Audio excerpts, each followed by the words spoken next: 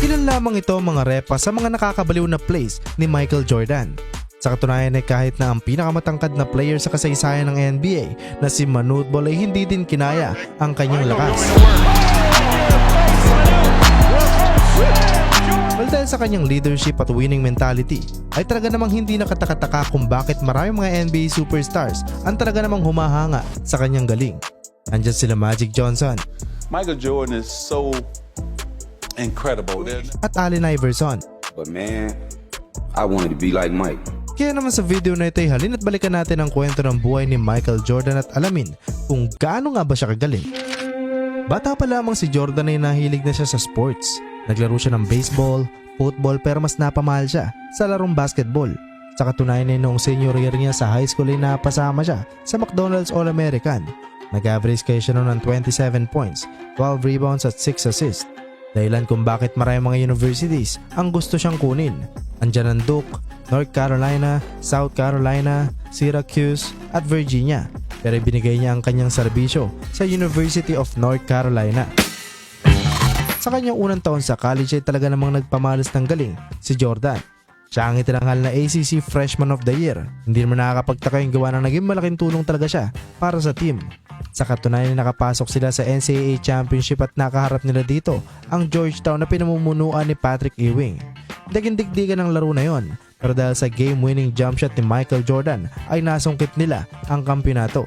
Well, 3 taon lamang siyang naglaro sa college. Matapos nga niyang mapanalunan ng Naismith at Wooden College Player of the Year Awards, ay napagdesisyonan niya ng sumali agad sa pinakasikat na liga ng basketball, ang NBA.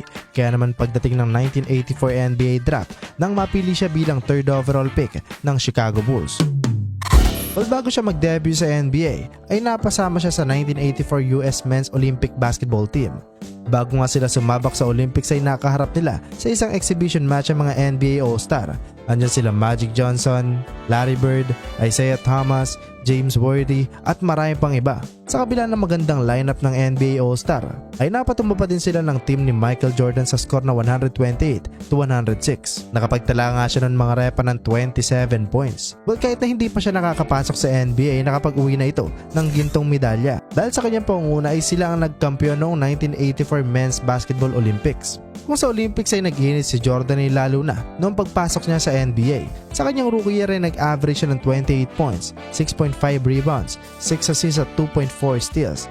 Dahilan kung bakit siya ang itinanghal na Rookie of the Year. Sa katunayan ay kahit na bago pa lamang siya sa liga ay napasama agad siya sa All-Star at naging pang-anim pa siya sa MVP voting. Yung nga lang ay pagdating ng playoffs ay napatumba agad sila ng Milwaukee Bucks. Well, sa kanyang unang 3 taon sa liga ay marami talagang nakapansin sa pagbabago ng Chicago. Sa nakaraang 9 na magkakasunod na season kasi simula 1976 to 1984 ay 2 beses lamang nakapasok sa playoffs ang Chicago. Panahon na wala pa si Jordan sa team. Pero dahil sa kanyang pangunguna ay lagi na silang nakakapasok sa playoffs. Kapansin-pansin din na nag-improve talaga ang depensa at opensa ng kupunan. Yung nga lang ay kulang talaga sa supporting cast si Jordan kung kaya't 2 magkasunod na beses silang napatumba ng Boston Celtics sa pinangungunahan nila Larry Bird at Kevin McHale sa playoffs. Well, pagdating ng 1987 to 1988 season, dito ay nadagdag na sa kailang lineup ang rookie at papostbong na sila Horace Grant at Scottie Pippen na magiging katuwang niya sa playoffs. Sa taon na yun ay natunghayan natin kung paano hinakot ni Jordan ang iba't ibang parangal. Nag-average siya ng 35 points, 5.5 rebounds, 3.2 steals at 1.6 blocks. Kaya naman dito ay nakuha na niya ang kanyang unang regular season MVP. Itinanghal nga din siya na All-Star MVP, NBA Steals Leader, naging scoring champion, back-to-back slam dunk champion at siya din ang naging Defensive Player of the Year. Yung nga lang ay hindi sila pinalad sa playoffs. Napatumba kayo sila ng Detroit Pistons sa second round. Bagamat maganda naman ang nagagawa ni Jordan sa mga sumunod na season 1989 at 1990 ay lagi silang kinakapo sa playoffs. May parang pader kasi ang Pistons para sa Chicago. Sa katunayan ay lalo pa nilang pinaigting ang kailang depensa para lamang kay Jordan. Ginawa nga ng Bad Boy Pistons ang tinatawag na Jordan Rule na kung saan balya kung balya, pisikal kung pisikal. Sa Sa tuwing hawak ka ni MJ ang bola ay dalawa o higit pang manlalaro ang bumabantay sa kanya. Bukod pa doon ay kumpletos regados din talaga that time ang Pistons. Nandyan sila Isaiah Thomas, Bill Laimbeer, Joe Dumars, Dennis Rodman at dagdag mo pa na malalim din ang kailang bench. Dahilan kung bakit tatlong magkakasunod na playoffs between 1988 to 1990 silang napapatumba sa postseason. Pero anime nagiba ang hip ng hangin pagpatak ng 1990 to 1991 season. Naging maganda talaga ang laro ng buong team dahil sa kanyang pangunguna. Bukod pa doon ay naging malaking tulong din ang ginawang adjustment ng kailang bagong head coach na si Phil Jackson. Well, nagkaroon sila mga repa ng 61-21 na record at sila ang nanguna sa Eastern Conference. Nag-average din siya ng 31.5 points, 6 rebounds, 5.5 assists at 2.7 steals. Dahilan kung bakit siya ang itinanghal na regular season MVP. Halos naging unbeatable talaga ang Chicago Bulls noon mga repa pagdating sa playoffs. Napatumba nila ang New York Knicks, 76ers at naresbakan pa nila ang Detroit Pistons noong Eastern Conference Finals. Sa kabila ng solidong lineup ng Bad Boy Pistons ay winulis lamang sila ng Chicago Bulls. May kasamang gigil nilang hinarap ang team na ito. Dahilan kung bakit nakapasok sila sa NBA Finals. Sa kanyang unang finals appearance ay nakabangga nila ang Los Angeles Lakers sa pinangungunahan nila Magic Johnson at James Worthy. Pero mas nanaig pa din ang Chicago Bulls. Tinapos lamang nila ang series sa Game 5 matapos siya makapagtala ng 30 points, 10 assists at 5 steals. Kaya naman din na nakakapagtaka kung bakit siya ang itinanghal na Finals MVP. Sa sumunod na season 1991 to 1992 ay muli ulit na na-dominate ang Eastern Conference at nakapasok ulit sila sa NBA Finals. Dito ay nakaharap nila ang Portland Trail Blazers na pinamumunuan ni Clyde Drexler. Pero hindi pa din nakapalag ang team na ito sa grabing laruan ni MJ. Tinapos lamang nila ang series noong Game 6 at siya ulit ang naging Finals MVP. Nang matapos ang 1992 NBA Finals ay muli siyang naglaro sa Olympics para sa Team USA. Dito ay nabuo na ang Dream Team na sinasabi ng karamihan na greatest assemble sa kasaysayan na hindi naman natin maitatanggi na talaga namang grabe ang lineup na yon. Kaya naman hindi na nakakapagtaka kung bakit naging undefeated ang Team USA noon at nasungkit nila ang gintong medalya. Pagpatak ng 1992 to 1993 season, dito ay natunghay natin kung paano naginit ang kamay ni Jordan. Muli nga ulit sila nakapasok sa NBA Finals at nakaharap naman nila dito ang Phoenix Suns na pinangungunahan ni Charles Barkley. Nag-average siya sa final series na yun ng 41 points, 8.5 rebounds at 6.3 assists. Sinibak niya mga repa ang record ni Rick Barry na 40.8 points per game, kung kaya't siya na ang may pinakamataas na points per game sa NBA Finals na magpasa hanggang ngayon ay hindi pa rin natitibag. Tinapos sila ang series na yun noong Game 6 at dahil doon ay nakuha na nila ang 3-2 tatlong magkakasunod na kampinato. After ng NBA Finals na yun ay laking gulat ng karamihan dahil nagretiro na si Jordan sa NBA. Sa pagkakataon ngayon ay napagdesisyonan niya na munang maglaro ng baseball pero isang season lamang siya naglaro dito at pagdating ng March 18, 1995 ay muli siyang bumalik sa NBA sa kalagitnaan ng 1994 to 1995 season. Nagbalik siya mga repa sa liga sa utang number 45 jersey na jersey number niya din sa baseball. Bagamat matagal-tagal siyang hindi nakapaglaro ng basketball ay hindi pa din nawala ang kanyang laro. 17 games lang siya nakapaglaro sa regular season at nag-average pa din siya nun ng 27 points, 7 rebounds at 5.3 assists. Wala nakapasok sila sa playoffs pero napatawid din sila ng Orlando Magic na pinangungunahan nila Shaquille O'Neal at Penny Hardaway. Natrastok pa nga siya mga repa ni Nick Anderson matapos siyang maistilan sa huling parte ng Game 1. Wika sa kanya ni Anderson ay 45 isn't 23. Kaya naman noong sumunod na laro ay ganyang ibinalik ang jersey number 23. Pinakita niya mga repa kung gaano siya kagaling.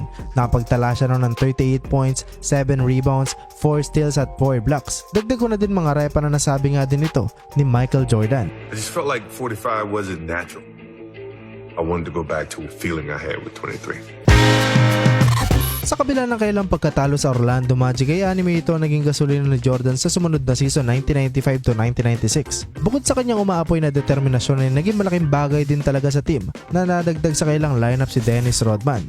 Kaya naman sa pangyayaring yun ay nabuo na ang Chicago Bulls big three na talaga naman tumatak sa kasaysayan. Dahil sa leadership ni Phil Jackson, all-around plays at perimeter defense si Scottie Pippen. Sasamahan mo pa ng defensive genius at rebounding machine na si Rodman at higit sa lahat ay opensa at winning mentality ni Jordan. Kumpleto talaga mga repa. Well, na-dominate talaga nila ang season na yon. Nagawa nila ang best record in NBA history na 72-10 na record at muli ulit nilang na-dominate ang Eastern Conference. Napatumba nila ang Miami Heat, New York Knicks at naresbakan pa nila ang Orlando Magic dahil na-swept nila ito sa Eastern Conference Finals, dahilan kung bakit nakapasok ulit sila sa NBA Finals. Dito yung nakaharap nila ang Seattle Supersonics na pinungunuan nila Shawn Kemp at Gary Payton. Nag-average siya ng 27 points, 5 rebounds at 4 assists.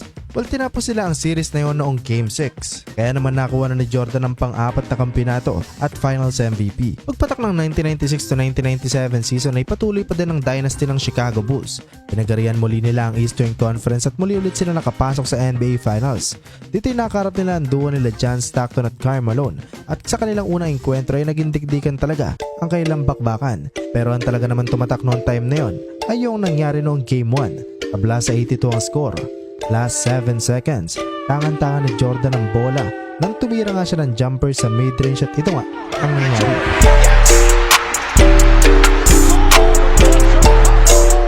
Dahil sa game-winning jump shot ni Jordan ay talaga naman pumubor ang series na yon para sa Bulls.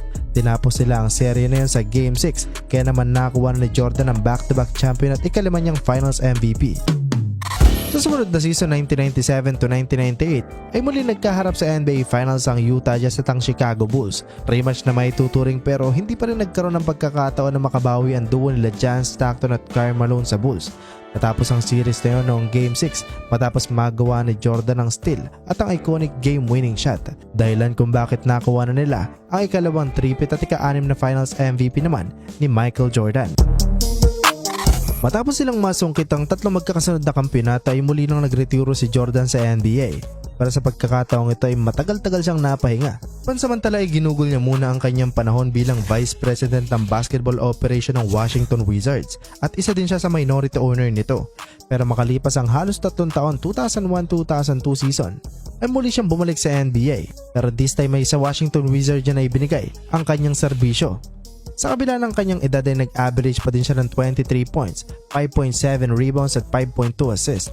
Pero sa kauna-unahang pagkakataon ng kanyang karera ay hindi siya nakapasok sa playoffs. 2002-2003, ang uling season ni Jordan sa NBA. Bagamat 40 years old na siya noon ay nilaro pa din niya ang buong 82 games sa regular season.